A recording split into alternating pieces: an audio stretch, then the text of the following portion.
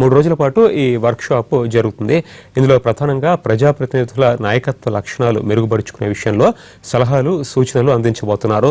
ఆధునిక సాంకేతిక పరిజ్ఞానాన్ని అందిపుచ్చుకునేందుకు అవసరమైన మెళుకువలు ప్రజలకి మార్గదర్శకంగా ఉండేలా నడవడికకి సంబంధించి పార్టీ నేతలకి దిశానిర్దేశం చేస్తారు.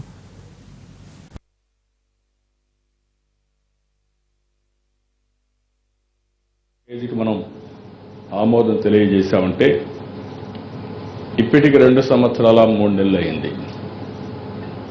ఎప్పుడైనా సరే సహాయం అనేది రైట్ టైంలో రావాలి.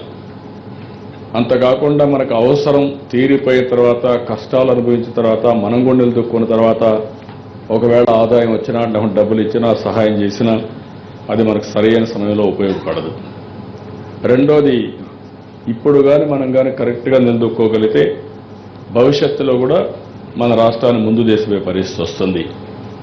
రెండోది, ఏదైతే మీరు గుర్తుపెట్టుకోవాల్సింది, ఇండస్ట్రియల్ ఇన్సెంటివ్స్కి స్పెషల్ స్టేటస్కి సంబంధం లేదు. నేను ఆ విషయమే అసెంబ్లీలో అడిగా, కౌన్సిల్లో అడిగా, బయట అడుగుతున్నా.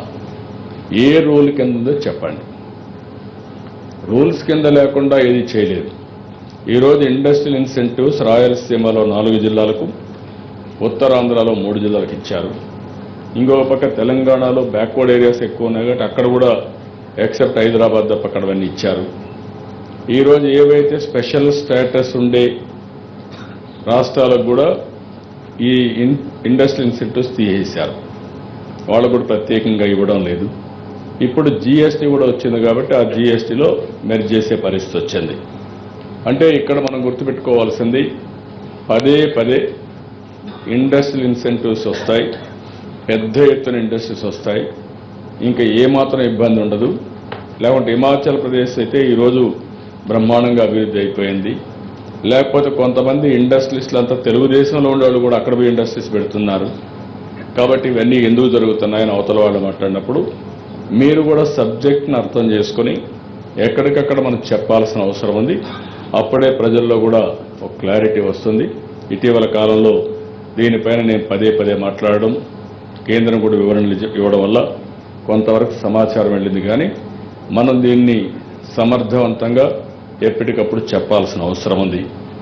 అయితే ఇంకొక విషయం కూడా మీరు గుర్తుపెట్టుకోవాల్సింది, నేను వీలైతే 10 రూపాయలు ఎక్కువ సంపాదించడానికి ప్రయత్నం చేస్తాను తప్ప రాజీ పడే సమస్య ఉండదు. రాష్ట్ర ప్రయోజనాల్లో మాత్రం ఎట్టి పరిస్థితుల్లో నేను రాజీ పడే సమస్య ఉండదు. ఈరోజు ఎన్డీఏ ప్రభుత్వంతో మనం పొత్తు పెట్టుకున్నాం, లేకపోతే ఎన్నికల ముందే మనం పొత్తు పెట్టుకున్నాం. కేంద్రంలో మన మంత్రులున్నా, రాష్ట్రంలో వాళ్ళ మంత్రులున్నా, ఇవన్నీ కూడా మన రాష్ట్ర అభివృద్ధి కోసం మనం చేసుకున్నటువంటి పెట్టుకున్న పొత్తు తప్ప ఇంకోటి కాదు. అదే సమయంలో ఈరోజు ఇంకొక విషయంలో మీరు ఆలోచిస్తే, కేంద్రం ఏమీ చేయలేదు, లేదంటే ఇంకా సమస్యలు ఉన్నాయి, విభజన జరిగింది, ఇబ్బందులు ఉన్నాయి కాబట్టి మేమేమీ చేయలేకపోతాం చెప్పడానికి మనం సిద్ధంగా లేము. ఆ విషయం కూడా మీరు కొండే మెంబర్స్ అందరూ గుర్తుపెట్టుకోవాల్సిన అవసరం ఉంది.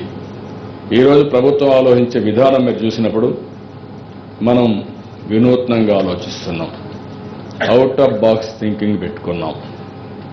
ఇందులో ఒక ఇన్నోవేటివ్ వేలో మనం ముందుకు పోయే పరిస్థితికి వచ్చాం. ఆ ఇన్నోవేటివ్ వేలో మీరు చూసినప్పుడు ఎన్నికల మేనిఫెస్టోలో ఏవైతే చెప్పామో అన్ని అమలు చేయడం కోసం మనం చాలా స్పష్టంగా ముందుకు పోతున్నాం. ఫస్ట్ టైం మీరు చూసినప్పుడు పెన్షన్ అయితే 200 రూపాయల నుంచి 1000 రూపాయలు చేస్తున్నాం. ఒక్క పెన్షన్ తగ్గించలేదు, 10 మందికి ఎక్కువ ఇచ్చాం. 43 లక్షల మందికి నెలవారీగా మొదటి తారీఖున పెన్షన్లు ఇచ్చే ఏకైక ప్రభుత్వం తెలుగుదేశం ప్రభుత్వం. ఇందులో ఏమాత్రం రాజీ లేదు. పేదవాళ్ళని ఈసారి మీరు చూస్తే, 1 వెల్ఫేర్, 2 డెవలప్మెంట్ బ్యాలెన్స్ చేయాల్సిన అవసరం ఉంది. అందుకే చాలా స్పష్టంగా తీసుకెళ్ళాం.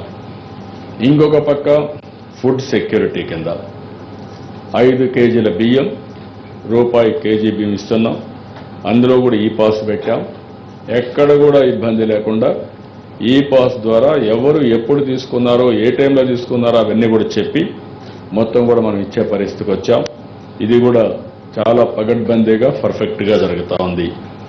నిన్నే మీరు చూస్తే అక్టోబర్ 2వ తారీఖున నేను పాదయాత్ర ప్రారంభించిన రోజు, అదే మరిగా పోయిన సంవత్సరం అక్టోబర్ 2వ తారీఖున మనం పట్టిసీమ కూడా ప్రారంభించాం.